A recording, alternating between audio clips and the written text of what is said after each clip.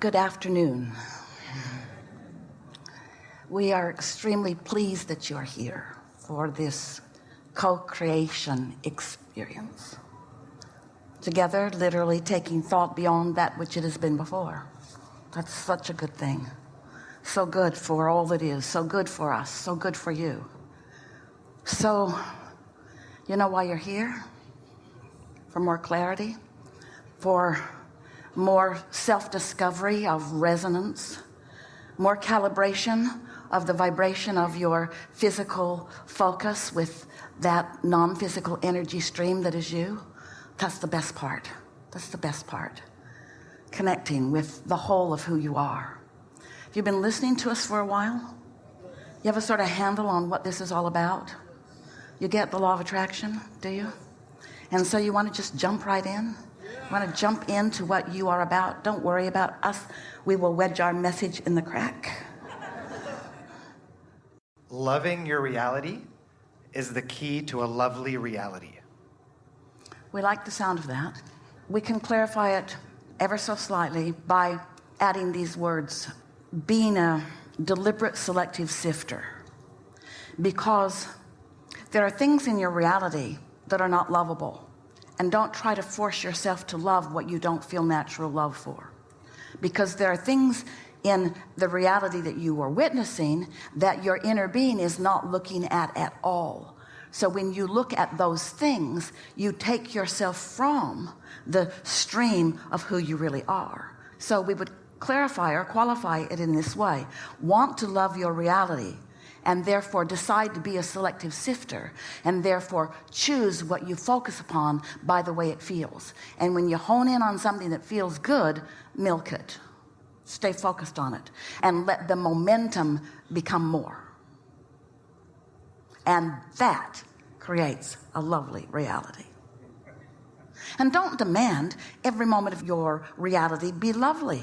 Let some of it be clarifying. Let some of it launch some rockets. Just remember that when you're focused upon what you do not want, and let's say for whatever reason there's some momentum going, and so you've got a pretty good head of steam up on something that you do not want, simultaneously there is an equivalent wanted wave on the other side of that vibration, a vortexual becoming that is happening because this focus has caused you to focus it into being, even though in the moment of your knowing what you do not want, you're not capable of knowing what you do want at the same time.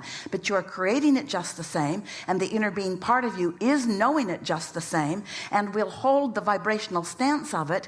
And at a moment in time when you are less resistant, you will then catch the glimpse of that, and that will be a satisfying moment. And you know what's really delicious? When you catch that satisfying glimpse and you take credit for what put it into being. That's what step 5 is. Step 5 is being back in step 1, where you're knowing what you don't want, and having the knowledge that you're creating something new, and having the ability to use your selective sifting ability to focus in the direction of the desired part of the wave rather than the not desired part of the wave. Oh, it's so good. So what would Source say is the true purpose of contrast? Expansion, more, eternalness, just little things like that. Existence, continuing to be, potential for joy, the leading edge, the becoming who I really am. There's more. So in the face of contrast, is it always about focusing away from the contrast or allowing the contrast to cause self-reflection? Well, you can do either. Because you're human, you like the drama of the contrast. But you really don't have to focus yourself into the contrast because, oh, we've not said this before. Thank you so much for bringing it into the forum. Your desire for expansion is what has created the contrast to begin with, because it's the first step in the new understanding. What about that? In other words, my desire to become, and my desire to expand, and my desire for new causes me to attract clarification from experience Esther's daughter said something so profound the other day to a group of people. She was talking about being with one of her children and wanting to say to them, in wanting to soothe them about a new contrasting experience that they were living, and a little embarrassed about their failure in it.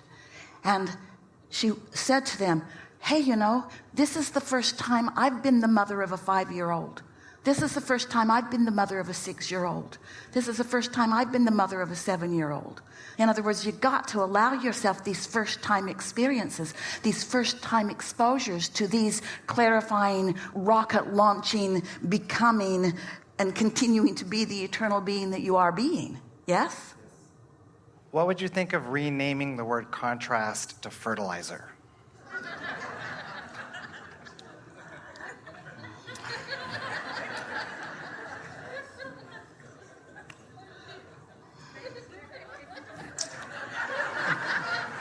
Well, we want to make a clarification that we think is really worth making, and that is, let's talk about contrast and resistance, and let's not call them the same thing.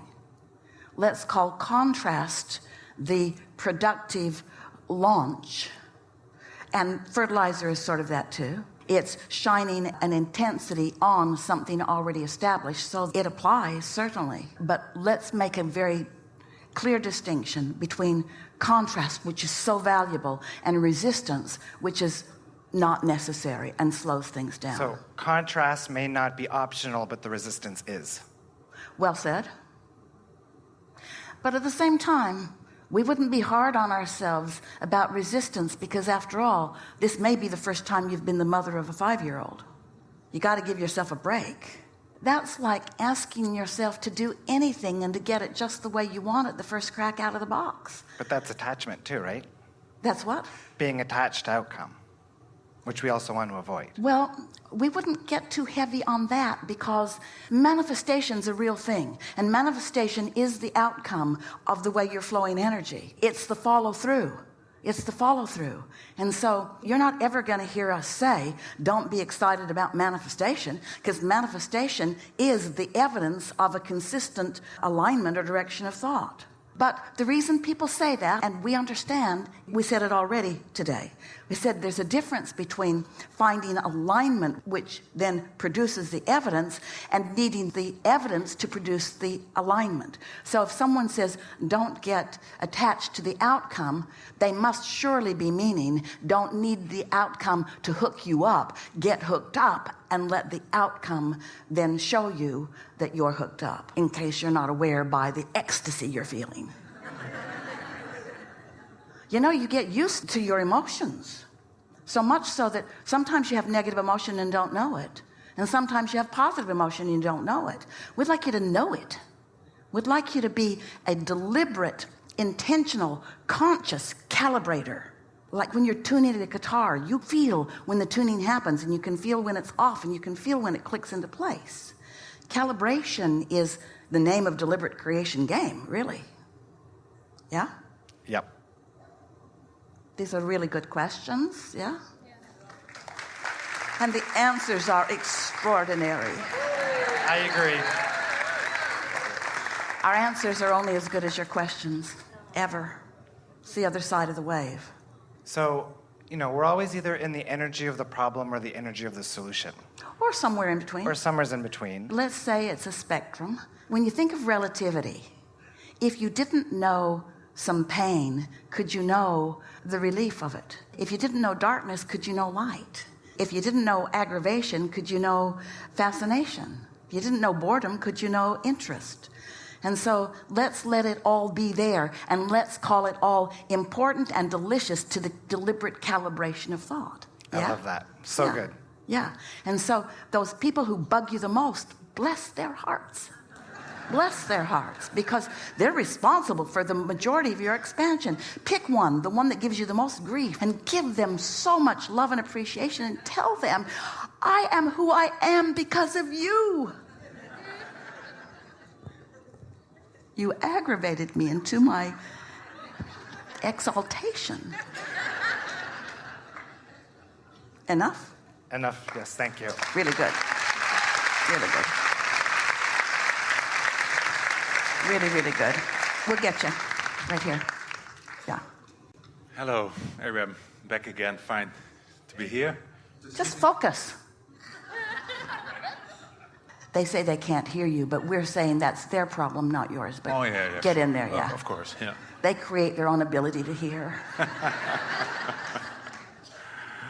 I have a specific question because a couple of months ago I decided to change my career. Not all at once, it's been coming. You put a lot in the vortex before you felt the impulse to actually take the action. Yeah. So how do you know whether you decided to change your career a couple of months ago or longer ago? A more accurate statement is, I've been in the process of this for quite a while. Yes. Yeah. That's better. Yeah. But it feels like a big change because I changed my... You know why? Yeah. We are really interrupters today. But you're just setting us up for such important points. This subject is about thoughts turning to things. Life experience, knowing what you don't want, causes you to know what you do want. And then lining up with that vibrational vortex gives you the ability to receive, receive, receive. And so thoughts are turning to things. But in the beginning, the things that the thoughts are turning to are emotions and impulses and such. But then it reaches a tipping point where you receive an impulse to act or to do something. And for most of you, that's when it feels most significant. It really isn't any more significant because it's been in the process of becoming. Think of the baby gestating in the womb, and every part of its evolution is important. But what most people talk about is the day you give birth. They don't talk about, well, the day you conceive. They talk about that sometimes too. But there's a whole lot going on that is all essential and important too, and all a progressive thing.